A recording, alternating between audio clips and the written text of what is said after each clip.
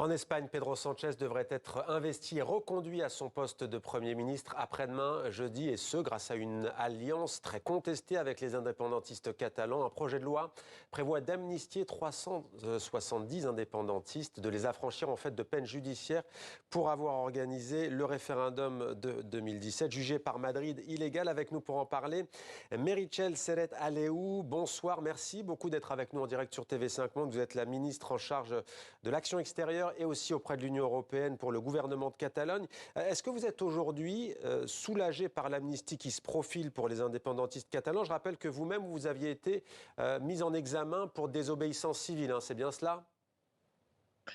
Oui, bonsoir avant tout et merci d'avoir cette interview.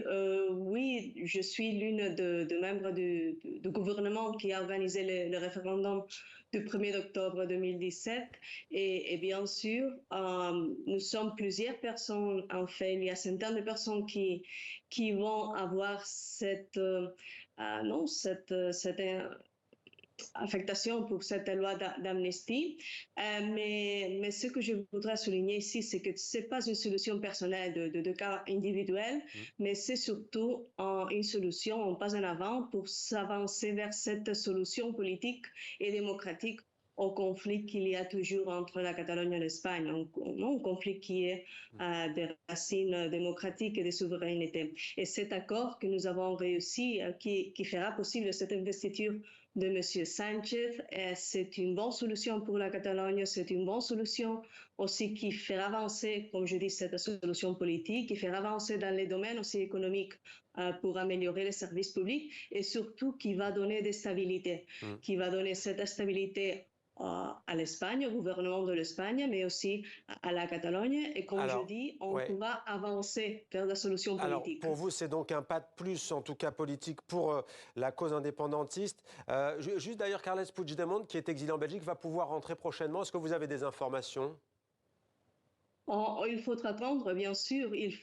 D'abord, il faut approuver la loi d'amnistie et bien sûr, il faudra aussi qu'il y ait toute cette implémentation de la foi et que toutes les personnes qui sont avec des accusations ou des cours juridiques, qu'il faut avancer vers cette possibilité de retourner ces personnes qui sont en exil, toutes les personnes qui sont en train peut-être d'entrer en prison parce qu'il y a des cas aussi qui sont dans les cours et qui risquent d'entrer en prison. Pourtant, il faut approuver la loi et il faut avancer vers cette implémentation. Alors, case à case, on verra. Le problème, pardonnez-moi de vous couper, c'est que le pays est profondément divisé. La droite, l'extrême droite, bien entendu, se vend debout. Mais bien au-delà, on a vu des manifestations massives ce week-end pour dénoncer cet accord entre le Parti socialiste du président du Conseil espagnol, du Premier ministre Sánchez, et donc les indépendantistes catalans. On va s'arrêter sur cette question notamment des aspects financiers notamment. Il y a d'autres régions, notamment plus pauvres, qui crient à l'injustice. Pourquoi? Parce qu'il va y avoir l'annulation de la dette à hauteur de 20% de l'ardoise de la Catalogne.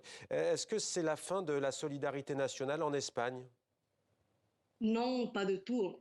Il faut comprendre bien que cette demande, cet accord qu'on a réussi, comme vous dites, de libérer un peu ou de minorer cette dette, c'est surtout une compensation du déficit fiscal qui est toujours structurel, que le même gouvernement a donné des données de plus de 20 000 milliards d'euros chaque année et ça représente entre le 8 et le 10% du PIB de la Catalogne. Mais dans ce cas, madame, d'ailleurs, c'est déjà le cas. L'Andalousie, pardonnez-moi, parce que le temps file. L'Andalousie, par exemple, demande elle aussi, du coup, d'avoir les mêmes droits. Il y a 16 autres régions qui grincent des dents et qui disent pourquoi pas nous? Cette mesure qu'on a approuvée, qu'on a accordée avec le gouvernement espagnol pour cette amélioration de 20% de la dette à l'État, c'est une mesure qui va profiter de toutes les régions de l'État. C'est pas seulement exclusif pour la Catalogne.